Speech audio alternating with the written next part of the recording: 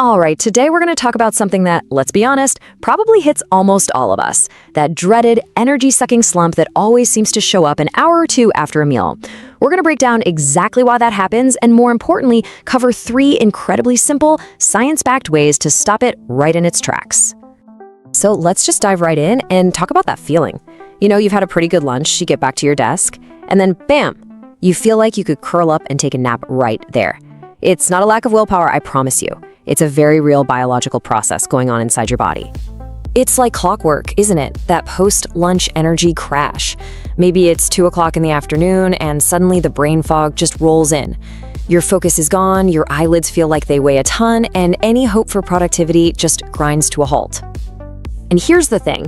It's so important to get this. This is not just in your head. Feeling tired, unfocused, even a little bit grumpy, it's a real physiological event. It's a direct response to how your body is handling the food you just ate. It's basically a signal that something is a little out of balance. Okay, so let's get into the science of it, because the real hidden culprit behind that slump is something called a glucose spike. And this is where it gets really interesting, because it shows us exactly what's happening just beneath the surface. So what on earth is a glucose spike? Well, it's when your blood sugar, that's glucose, rises really, really quickly right after a meal. We're talking a specific jump of more than 30 milligrams per deciliter. Now, that rapid rise is almost always followed by a rapid fall. And it's that crash on the other side that leaves you feeling completely and totally drained. And these spikes do way more than just mess with your energy in the moment. Think of it like a wild roller coaster for your body. The constant ups and downs can trigger intense sugar cravings, keep you feeling hungry all the time, and really fog up your thinking. And over the long haul, this kind of volatility can lead to bigger issues, like hormonal imbalances, skin problems, and it can even speed up aging at a cellular level. Now look, this is not about me telling you to declare war on carbohydrates or to start some crazy restrictive diet. No way. The goal here is so much smarter and way more sustainable. We just want to flatten the curve. So instead of a sharp, jagged mountain of energy that inevitably leads to a crash, we're aiming for a gentle, rolling hill. We do that by slowing down how our body absorbs that glucose in the first place. All right, so that's the goal, flatten the curve. But how do we actually do that? Well, this is the fun part. I'm going to walk you through 3 simple, scientifically proven hacks that are going to give you direct control over these glucose curves, helping you maintain stable, consistent energy all day long. Okay, hack number 1, and this one might be the most powerful of all, mostly because it's just so incredibly simple. It doesn't require you to change what you eat, only the order in which you eat it. Let's break this down. Typically, what do? We dive right into the bread basket or the pasta, right? Well, that sugar hits your system like a fire hose, causing a huge spike. But if you just flip the script, if you start with vegetables, the fiber in them creates this kind of protective, viscous mesh in your intestines. And that mesh literally acts like a filter, physically slowing down how quickly the sugars from the rest of your meal get absorbed later on. And listen, this isn't just some nice idea. There's real science here. A 2015 study published in the journal Diabetes Care proved it. They found that folks who ate their vegetables and protein before they touched their carbohydrates had post-meal glucose spikes that were up to 40% smaller. I mean, 40%. That's a huge impact from such a tiny little change. So the new game plan is super simple. 1, start with your salad or your veggies. 2, move on to your protein and fats, your chicken, your fish, your tofu. And 3, last but not least, you finish with your starches and sugars. Veggies, then protein, then carbs. That's it. All right, ready for hack number 2? This one is just as easy, and it's all about using the power of a little bit of movement. Think of your muscles as little sponges for glucose, and just a little bit of activity after you eat can make a massive difference. Now, you might have seen this one go viral on social media under a pretty memorable name, because yeah, it can also help with bloating and digestion. But seriously, setting the name aside, this is a real thing. In the medical world, it's called postprandial walking, and its benefits for blood sugar are incredibly well documented. And what's really cool is how the science has backed this up more and more over the years. You know, back in 2009, studies were showing a 20-minute walk worked wonders. By 2013, we learned that shorter, more frequent walks were actually even better. And now, just recently in 2022, a major review of studies confirmed that as little as 2 to 10 minutes of light walking after a meal is enough to significantly blunt a glucose spike. Just 2 minutes. Okay, on to our third and final hack. And this one, Well, it might already be sitting in your kitchen pantry right now. It's simple, it's cheap, and it is surprisingly effective. I'm talking about vinegar. So here's the deal. Just a teaspoon of vinegar, apple cider vinegar is a great choice, in a glass of water right before you eat. The magic ingredient is something called acetic acid, and it helps flatten that glucose curve. One of the main ways it's thought to work is by slowing down gastric emptying. Basically, it tells your stomach, hey, slow down a bit, which prevents that sudden rush of sugar into your system. Okay, so we've got these 3 amazing tools. How do we actually put this all together into a daily game plan? Because really, these hacks are not meant to be used in a vacuum. They work best when you just weave them into your everyday life. Let's just look at how simple this can be over a day. For breakfast, with your eggs and toast, you just eat the eggs and spinach before you get to the toast. See? Easy. At lunch, maybe you try the vinegar trick before your meal and then eat your salad before the bread roll. And for dinner, you eat your broccoli and salmon first, then the rice, and then you follow it all up with a quick 10-minute walk. There's no deprivation here, just smarter sequencing. So when you step back and look at all this, you start to see a really powerful new picture emerge. That post-meal slump, you're not a victim to it. You are absolutely in control. You have the tools to manage your energy. And that is really the core idea I want you to walk away with. This isn't about making huge, unsustainable sacrifices. It's about understanding the biology of your own body and making small, strategic shifts in your habits that give you massive returns in how you feel every single day. So let's just recap. Your 3 key takeaways. 1, reorder your plate, put that fiber first. 2, move your body, even if it's just for a few minutes after you eat. And 3, use your pantry. A little splash of vinegar can be a game changer. These are your new secret weapons against that afternoon crash. And I just want to leave you with this one last thought to chew on. We spend so much mental energy obsessing over what we eat, counting calories, tracking macros, all of it. But what if the real secret to unlocking consistent all-day energy isn't about restricting what's on your plate, but simply in changing how and in what order you enjoy it? All right, quick reset. Blink twice, stretch your shoulders, and don't worry, your health lesson isn't over yet. We're switching gears now, but this next topic is just as important for your body. And if you care about staying healthy the smart way, make sure you're subscribed. Today, we're diving into something that drives so many of us crazy, that stubborn fat around the middle. And we're going to uncover the science that connects it to a culprit you might not be blaming at all, the stress in your everyday life.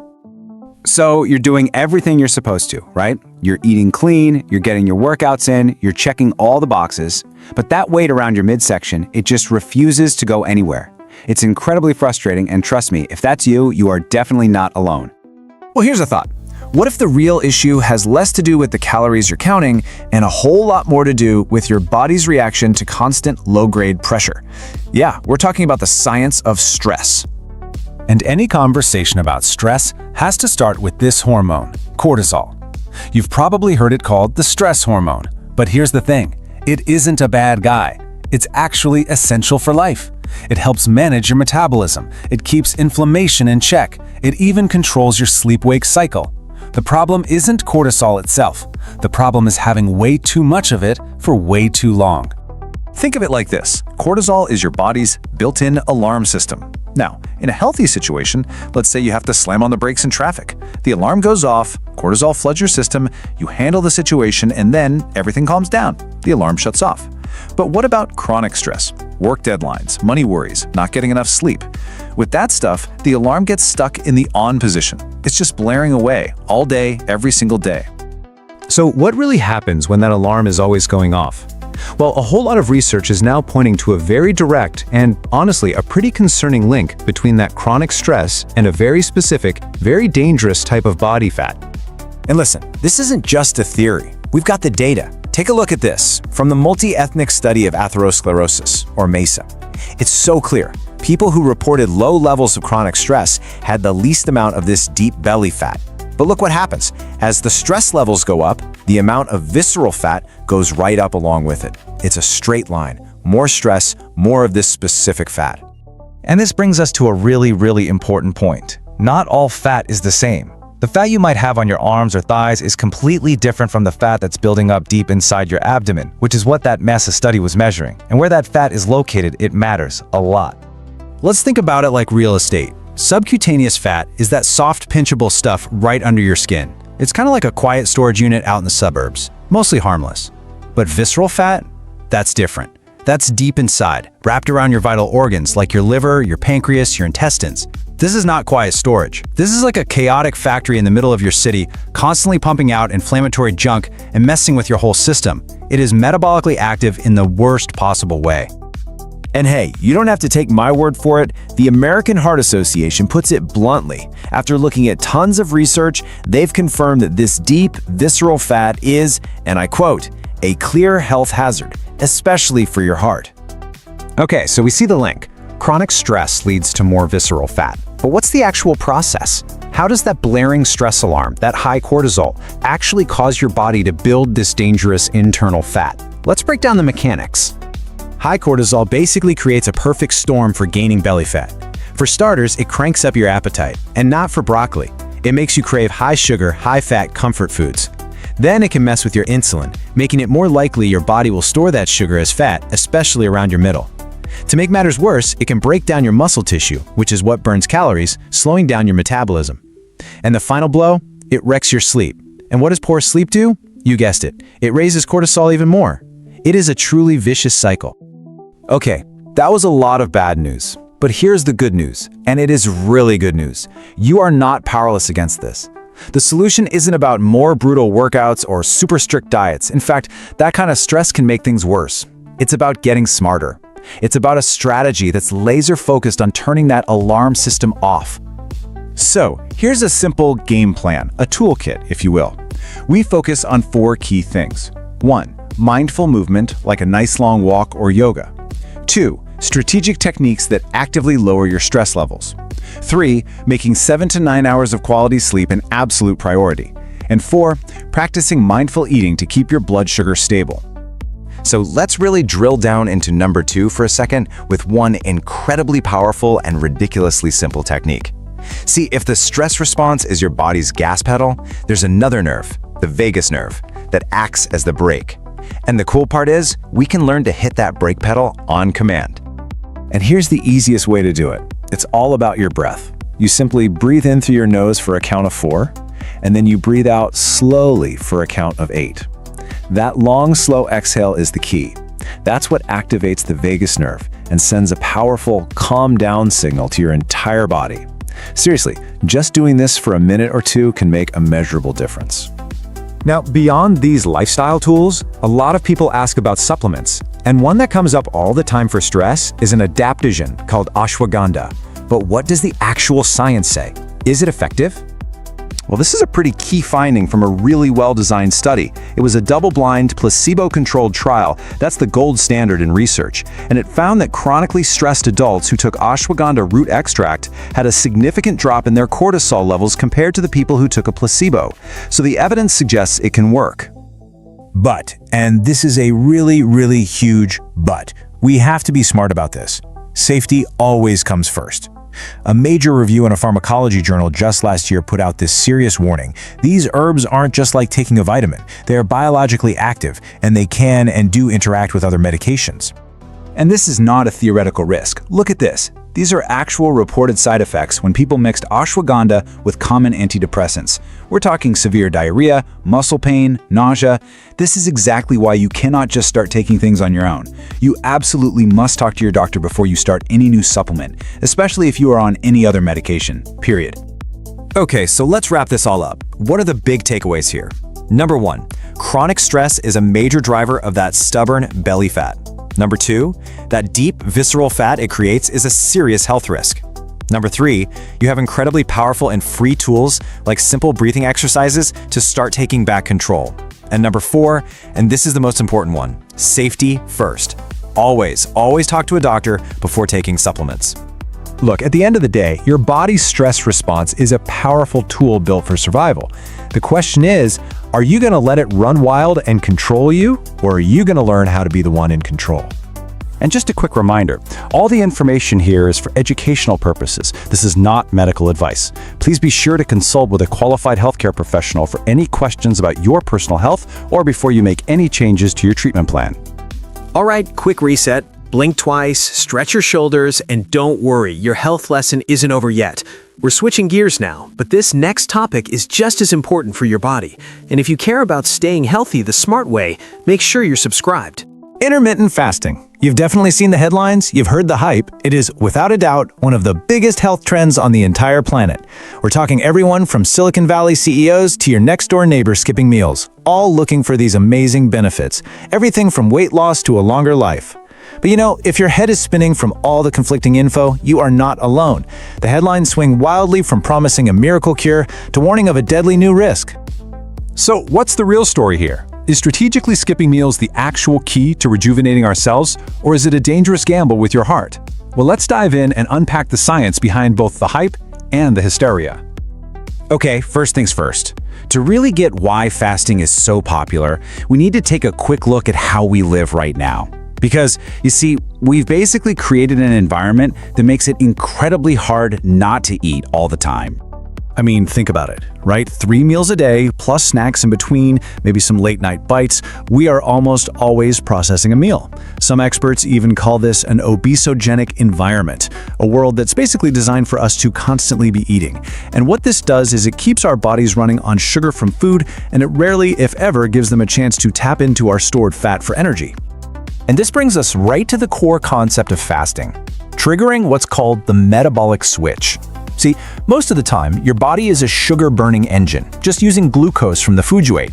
But after about, say, 8 to 12 hours without any food, that engine starts to sputter. It's out of its main fuel. So it switches over to a fat-burning engine. It starts breaking down your stored fat into these little molecules called ketones for energy.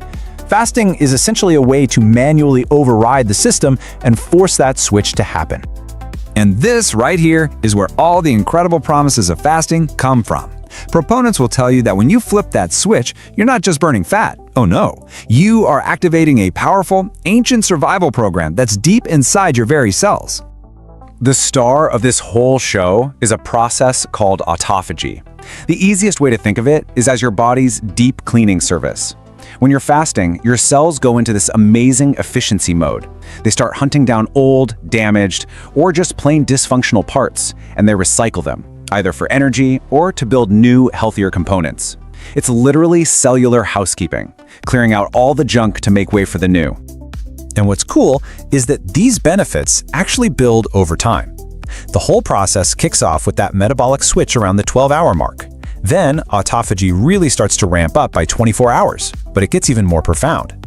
Amazing research from Dr. Valter Longo's team over at USC found that by 72 hours, fasting can trigger a significant regeneration of stem cells, and those are our body's master repair crew. But it's not just about cleanup. Fasting also triggers some pretty dramatic hormonal shifts. I mean, take a look at this number. What on earth could possibly increase by over 1,000% in just 24 hours? Human growth hormone, or HGH. One study found that after a 24-hour fast, participants, especially the ones who started out with low levels, saw this incredible spike in HGH. In some cases, it was as high as 1,225%. Now that is a huge deal, because HGH is absolutely vital for repairing our tissues, everything from our muscles to our brains. Okay, so we've got cellular cleanup, stem cell regeneration, a massive HGH boost. At this point, fasting is sounding like the fountain of youth, right? But then, in March of 2024, a shocking headline came out and threw a huge wrench in the works. This number sent absolute shockwaves through the entire health and wellness community. 91%. A number this high, linked directly to death is, well, it's just impossible to ignore. So this number comes from a preliminary study that was presented at an American Heart Association conference. Researchers analyzed data from over 20,000 adults, and what they found was that people who limited their eating to an 8-hour window, the popular 16-8 method, had a 91% higher risk of dying from cardiovascular disease compared to people who ate over a more normal 12 to 16-hour period. Now, before anyone starts to panic, the context here is absolutely crucial. First, this research is preliminary. It hasn't gone through that tough peer review process yet. Second, and this is the big one, it shows a correlation, not causation. It does not prove that fasting causes heart problems. It could be that people cramming their food into a short window make unhealthier choices.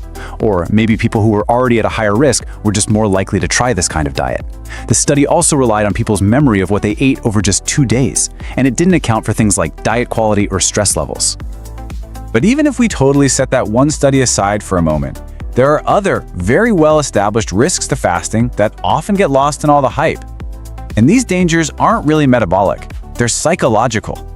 Let's be really clear about something. For some people, any form of dietary restriction can be a very slippery slope. As experts at the Emily program put it, dieting is one of the strongest predictors for developing an eating disorder. And make no mistake about it, intermittent fasting is a diet. It's a set of rigid rules about when you are allowed to eat and when you are not. This really highlights a fundamental conflict, doesn't it? A healthy relationship with food is so often built on listening to your body's natural hunger and fullness signals. Well, restrictive fasting does the complete opposite. It asks you to ignore your hunger just because of what a clock says. And for some people, this can create a really dangerous cycle of restricting then binging, which just fosters anxiety and guilt around food. So we have this incredible cellular promise on one side, and then we have these very real physical and psychological risks on the other. And all of this brings us right back to our central question. What are we supposed to do with all this conflicting information? I think the most crucial point to land on is this. Intermittent fasting is not some simple life hack. It is a powerful stressor that you are intentionally putting on your body. And look, just like any other stressor, from exercise to a cold shower, it can trigger beneficial adaptations. But too much stress, or applying it to a system that isn't ready for it, can cause significant harm. And for some people, the risk is it's simply too high. The science is very clear that certain groups should avoid extended fasting altogether. This absolutely includes anyone with a history of eating disorders, women who are pregnant or breastfeeding, and people with conditions like diabetes or chronic kidney disease. And for every single other person, this part is non-negotiable. You should always talk to your doctor before making a major change to your diet. Ultimately, the whole conversation we're having around intermittent fasting really needs to mature a bit. Instead of just asking, does it work? We need to start asking more personal questions. Why are you considering it? Are you just chasing a trend? Or is it a thoughtful approach to a specific health goal, one that you're undertaking with full awareness of both the potential rewards and the very real risks? That is the question that only you, in consultation with a professional, can answer. Thank you for being here with me today. Remember, small choices create big changes. Keep nourishing your health with love and consistency. See you in the next Vital Elixir video.